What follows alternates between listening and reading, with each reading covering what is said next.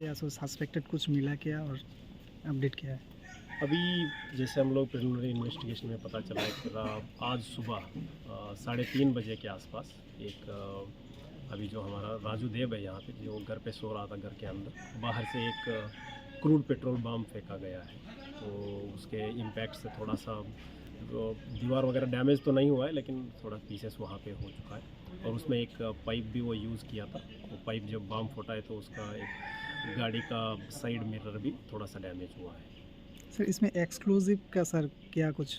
नहीं, अभी हम लोग जो प्रिलिमिनरी हम लोग जो एग्जामिनेशन में यही पता चला है कि जो क्रूड बम जिसमें क्रैकर्स में जो यूज़ करते हैं वही वाला इसमें यूज़ किया लग रहा है। कोई एडवांस का कुछ है नहीं इसमें, बट फिर भी हम लोग एफएसएल को बुलाया है। तो एफएसएल को बुला के एग्जामिनेशन कराने के लिए कि एग्जैक्टली क्या एलिमेंट यूज़ किया गया है इसमें और क्या क्या है इसमें।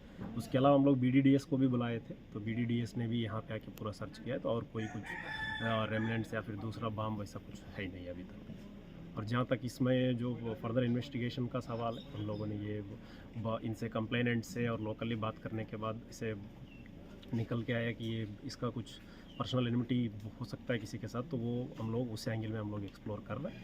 जो भी है जल्द से जल्दी आपको फिर से मैं अपडेट करूँगा जो भी है। ठीक, थैंक यू सर। ঘটনা কালকে রাত্রে আমার বাড়িতে বোমা নিক্ষেপ হয়েছে রাত্রে 3:30টার সময়।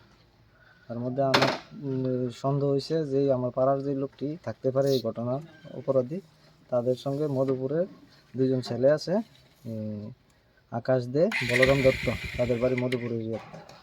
তারা ওইখানে ঘটনার পরে আজকে দুপুরবেলা গেছে, এলাকাবাসী দেখতে পাইয়া তারা ওইখানে বইয়া নেশা করতেছে। আমাদের এলাকার পুরা যে যুব সমাজ কিছু ছেলেরা খারাপ করতেছে, নেশা টেশা খাওয়াইয়া তারা গ্রুপের ভিতরে আনতেছে। দিন দিন তারা এটা বাড়াইতেছে জনসংখ্যা তারা গ্রুপের মধ্যে চেন সিস্টেম।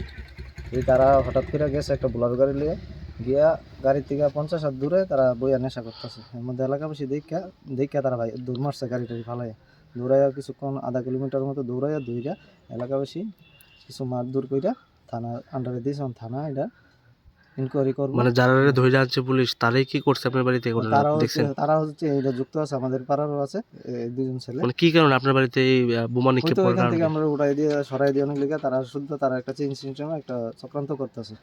মানে আপনার পাড়ার যারা আছে তারা তাদের দিয়া পাড়ার ছেলেও আছে দুজন এটার লগে জড়িত। মানে পুলিশ এই পর্যন্ত কয়জন ধরছে? পুলিশ এই পর্যন্ত দুইজনকে ধরছে। আর কি কেউ আছে? আছে আমরা আমাদের পাড়াতে আছে দুইজন। দীর্ঘ 1 বছর ধরে তারা চক্রান্ত করতেছে। মানে আপনারা কয় ফ্যামিলির আমরা এখানে 3 ফ্যামিলি আছি, আমরা সম্প্রদায়ের, আর বাকি সব মুসলিম। এর মধ্যে 2-3টা মুসলিম ফ্যামিলি বেশি 1 বছর ধরে আমাদের উপরে এই অত্যাচার করতেছে, ধমকি দিতেছে, হুমকি দিতেছে, যাতে আমরা ওইখান থেকে বাড়িঘর সাইডে আয়া পড়ি।